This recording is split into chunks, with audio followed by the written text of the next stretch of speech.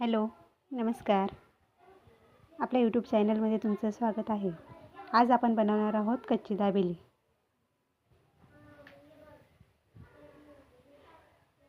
बघा किती छान दिसते ना. आता कुकरमध्ये बटाटे शिजवून घ्यायचे, 4 शिट्ट्या घ्यायच्या, गॅस बंद करायचा.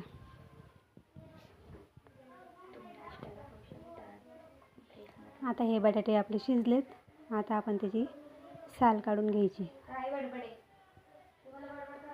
आणि पावसाळ्यात कसं घरीच केलेलं चांगलं. लहान मुलांना बाहेरचं खाऊ वाटतं, आपल्याला पण खाऊ वाटतं कधीतरी. असं घरी करून बघा, छान होतं. आपण आता आहे ना तिखट शेंगदाणे करून घेणार आहेत. त्याच्यासाठी मी शेंगदाणे भाजून घेतले, साल काढून घेतले. आता आपण उगाच थोडं तेल घालायचं, त्याला चटणी मीठ चिटकायला पाहिजे असं. थोडी चटणी घालायची, लाल पावडर, थोडंसं मीठ घालायचं आणि परतून घ्यायचं. आणि आपले झाले बघा शेंगदाणे तयार. मीठ घातलं थोडं.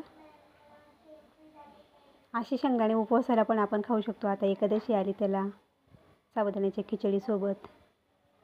आता आपण चटणी करून घ्यायची आहे. त्याच्यात कढई ठेवली गॅसवर आणि आपण त्याच्यात थोडंसं तेल घातलं आहे. आणि त्याच्यात आपण उकडलेला तो बटाटा घेतला होता ना, ते घातलं आहे बटाटा.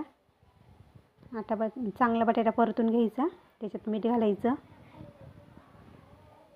मीठ घालून झालं का थोडीशी हळद घालायची, चटणी पावडर घालायचं, चाट मसाला घालायचा, थोडंसं आपलं बारीक साखर असेल तर थोडी साखर घालायची. चाट मसाला घातला थोडं आणि चांगलं असं परतून घ्यायचं, एकजीव करून घ्यायचं. आणि आपल्याला कसं घरी करायचं आहे. आता आपण त्याच्यात घातली कोथिंबीर, थोडासा कच्चा कांदा, परत थोडंसं डाळिंबाचे दाणे घालायचे.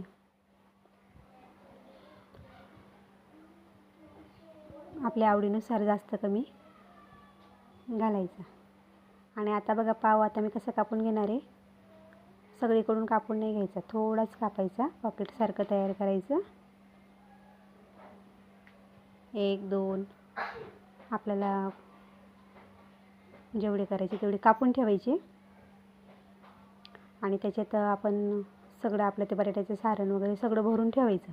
मग जसं पाहिजे तसं आपल्याला गरम करून परतून खाऊ शकतो आपण. आता हे पटकन मुलांना आपण एखाद्या वेळेस डब्यालाही दिलं तरी होते. कधीतरी एक दिवस असतो ना आठवड्यातून, शनिवारी किंवा काही असं, रोज भाजी चपाती असते, मग एक दिवशी डब्याला काहीतरी वेगळं. आपल्या मुलांना आवडेल, आपल्याला आवडेल तशी चटणी आपण त्याच्यात टाकू शकतो. आणि थोडीशी घरी चिंचाची चटणी असली तर ती घालायची, सॉस घालायचा. आपल्या मुलांना जसं आवडेल तसं त्याच्यात टाकायचं आवडीनुसार. टमॅटो सॉस, हिरवी चटणी असं. आता हे बघा आपण त्याच्यात चटणी भरली, शेंगदाणे, कांदा सगळं असं भरून घेतलं त्याच्यात. आपण बटाट्याच्या चटणीत तर टाकलेलंच आहे, पण तरी आता वरून थोडंसं कांदा, परत नाही का बारीक शेव, पिवळी शेव, डाळिंबाचे दाणे, कोथिंबीर असं त्याच्यात आपण भरून घ्यायचं. आणि बटरवर चांगलं शेकून घ्यायचं. बटर लावून आता हे बघा आपण असं भरून घेतलं. आपल्या आवडीनुसार किती भरायचं आहे आपल्याला, नाही का, कमी जास्त आपण करू शकतो. आता तव्यावर, आणि काय नाही, आपला साधा चपाती पोळी आपण करतो ते तवा घ्यायचा, त्याच्यावर बटर, आणि बटर नसेल तर आपण गाईचं तूप वगैरे असलं ना तरी चालतं, ते तूप घालायचं थोडं आणि असे पाव परतून घ्यायचे त्याच्यावर. आता हे बघा आपण परतून घेतलं, परतून झाले आता आपले पाव. आता हे बघा बारीक शेव घातली मी असं थोडं खाली, आणि असं उलट पलट करून घ्यायचं. सगळीकडून शेव चांगली अशी लागून जाते त्याला. मग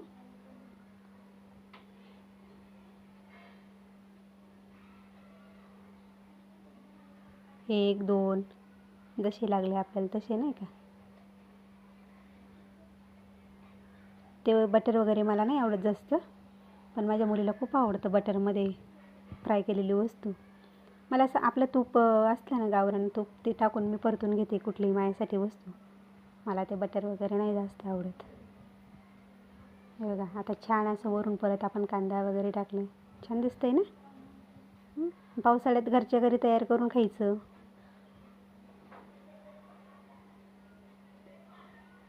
आपण पाव पण तयार करणार आहेत घरच्या घरी, पावाची पण रेसिपी टाकणार आहे.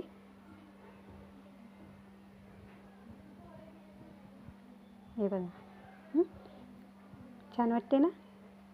सबस्क्राईब करा, लाईक करा, शेअर करा.